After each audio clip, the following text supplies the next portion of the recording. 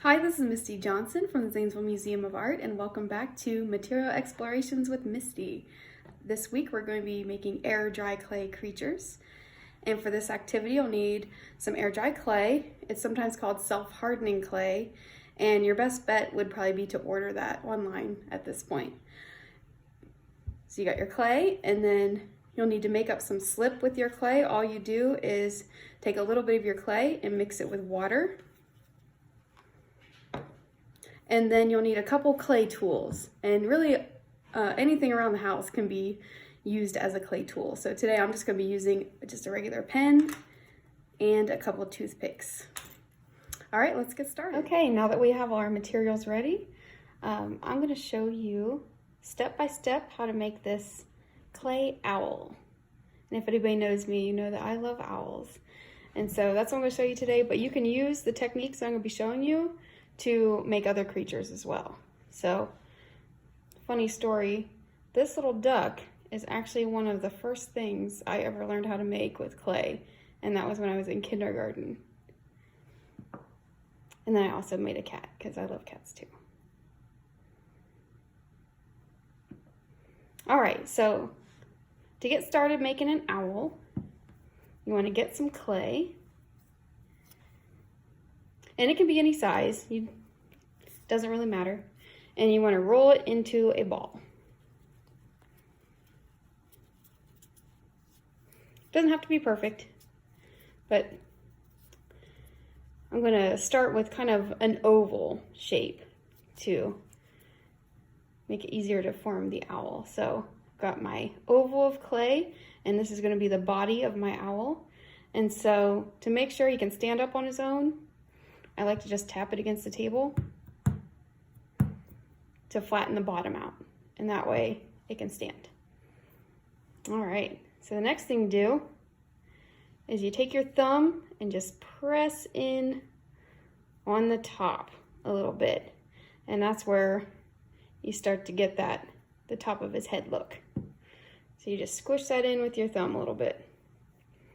Then you take your two thumbs and press in, and that's how you get your eyes started. And then you can take your pen and use that to make your eyes a little bit deeper. There we have the start of our owl face. And if you want, you can pinch up a little bit more clay so he has more of a defined beak there. So now we have some, well, we know where our eyes are and we know where our beak is. So I'm going to take a toothpick and just make some kind of feather designs around the eyes here. If you don't have a toothpick, you can use other things. You can actually even just use your pen again. So now we have some feathers. And I like owls with those little tufts on their ears. So I'm going to pinch that up just a little bit more. Give them some little tufts there. All right, so now we want to make our eyes.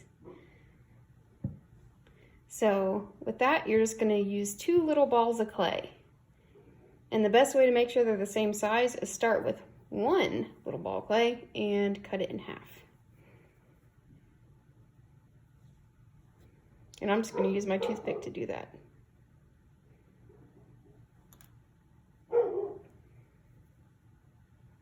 So now we have two little balls of clay for our eyes. Now this is a really important part. If you've ever worked with clay at all, you know that when you join two pieces, you have to do what's called slip and score. So the score part is where you take whatever surface you're going to join to another piece and just rough it up a little bit and make some scratches in it. Do that to both my eyes here. And then I'm going to put them in here, and so this is pretty well scratched up already. So now I'm just going to take a little bit of slip, and I like to use a paintbrush to put my slip on, but you can use your finger. So I'm just going to put a little bit of slip in both the eye holes there. And and then just press those in.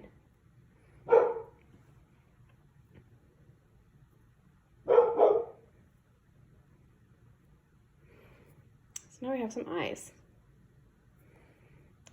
And now, before I make my wings, I'm gonna put some designs, some feather designs on my owl's chest here.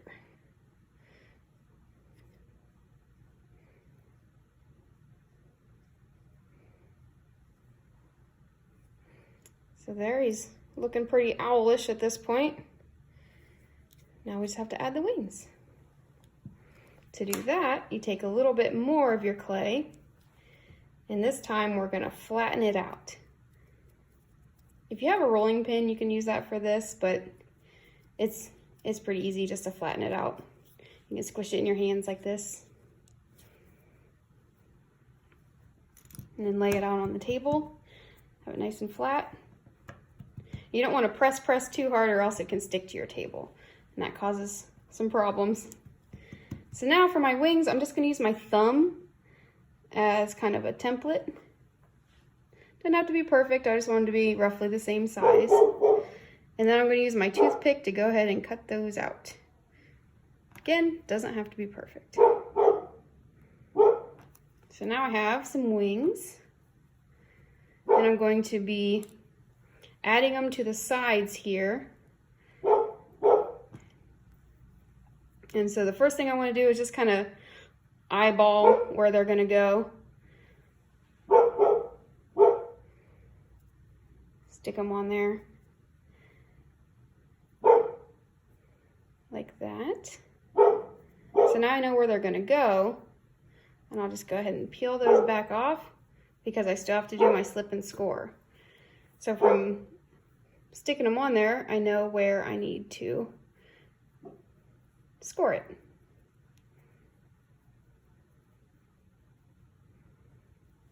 And then I also need to do the same thing to the wings. Now I'm going to get my slip, put some on there.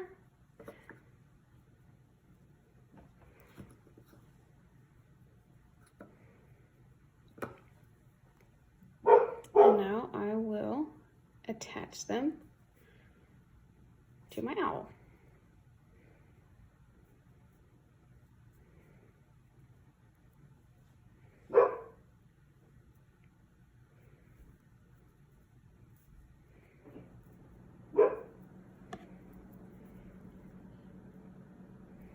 All right, and there we have it.